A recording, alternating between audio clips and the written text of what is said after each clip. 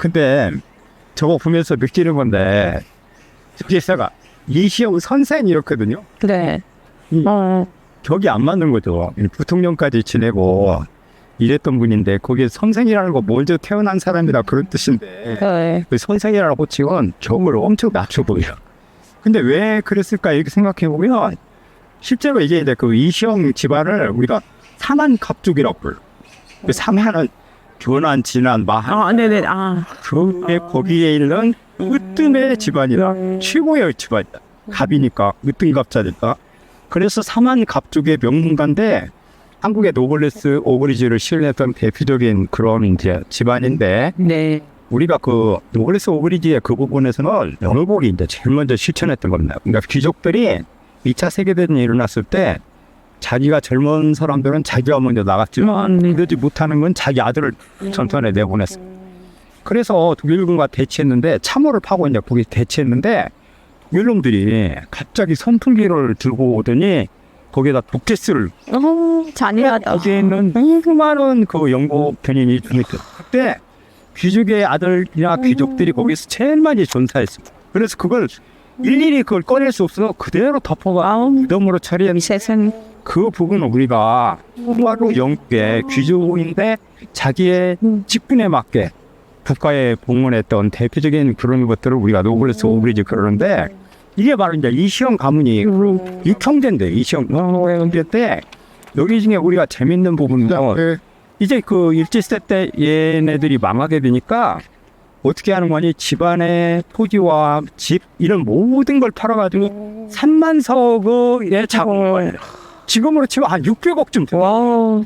그걸 갖고 육형제가 모두 가족과 모두해서 50명을 거느리고 만주 요하연에 삼원부라고 해요. 서하연 거기에 정착해가지고 독립기를 이제 만들었는데 이 이시영 같은 경우는 집안이 너무 잘 살고 대표적인 귀족 집안이어서 실제로는 여기에서 가만히 견디며 친일 그러니까 일본에 적당히 그렇게 타협하며 행복한 삶이 보장됐을 건데 그렇겠죠. 그걸 포기하고 전체 재산을 다 털어서 갖고서 갖고 독립고아스를 만들었는데 거기에 도착해가지고 제일 먼저 한 일이 경학사라는 걸 그거같이 이제 자치 민간 단체인데 그거 중에 어떻게 하는 거 아니 농지를 다 산 다음에 개농이라고 모두 다 농사를 그러니까 그런 그리고 이런 사람도 다 똑같이 그렇게 해서 거기서 농사를 져서 생산을 하고 그걸 기반으로 해서 이제 먹고 사는 문제를 해결하는 그런 했던 대표적인 거기에다가 거기에서 좀 더 자금을 확보해갖고 신흥무관학교를 설립했대. 그걸 세워가지고 후학들 양성하고 독립부를 양성했어. 그게 이제 그 홍범도 했었어. 김자진 이렇게 연결돼갖고 청산리즘 펼쳤던 거기에 많은 그 신흥무관학교 출신들이 거기에 참여해가지고 했는데 그 뒤에 이제 임시정부에 참여해가지고 끊임없이 독립운동 때만 주력했던 게 대표적인 사람이 이시영입니다. 그런데 이 이시영 박사는 그래서 돌아왔는데 일진으로 이제 돌아와요. 해방이 된 다음에.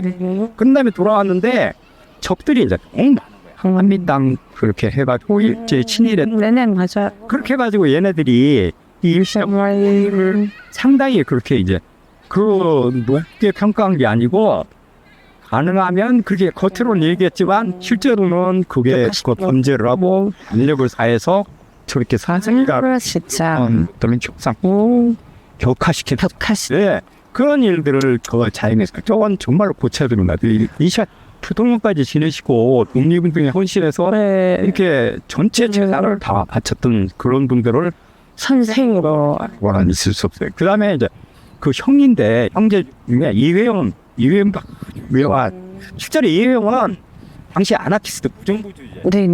그 이회영은 무정부주의의 길을 걸었는데 한국의 아나키스트, 무정부주의자 중에 중국에서 무정부주의 연맹을 만든 다음에 유자명부터 해가지고 아나키스트들이 모여가지고 그 급진적인 그런 프로들 때문에 독립운동을 펼치기 시작해요. 그러니까 아나키스트는 우리가 이 조선이 망했기 때문에 국가가 없잖아요. 그러니까 그 당시에 독립운동하는 사람들한테는 국가 무정부. 개인이 독자적으로 그렇게 해서 살아나가야 되는 그런 거에 딱 맞았기 때문에 그렇게 이제 받아들이게 되고 거기 중에 우리가 제일 주목할 수 있는 건 폭력을 그렇게 인정했다는 거예요. 아나키스트로. 테러를 할지 그다음에 일본의 기반을 폭파하고 이런 것들은 당연히 해야 되는 거다. 그러니까 그런 굉장히 급진적이에요.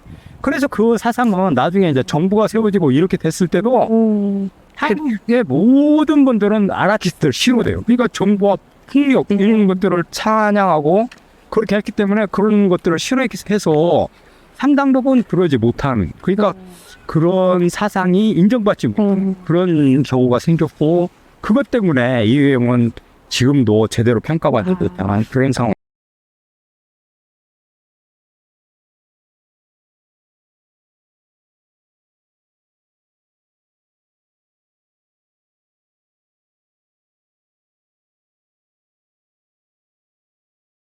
저는 제일 놀라운 게 사망갑 쪽으로서 한국의 노블레스를 이제 귀족의 책무를 정말로 실천에 연기를.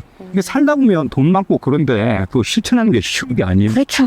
이 자기 전 재산을 뽑아서 3만석의 자금을 만든 다음에 만주 유아인과 그렇게 갔던 이런 대단한 그런 집안이고 정신력이 뛰어났던 그런 집안인데 해방이 된 후에 제대로 평가를 정말 인정받는 그런 대표적인 사람. 네. 우리는 제일 어떻게 보면 길구 선생님보다 더 강하신 분. 네.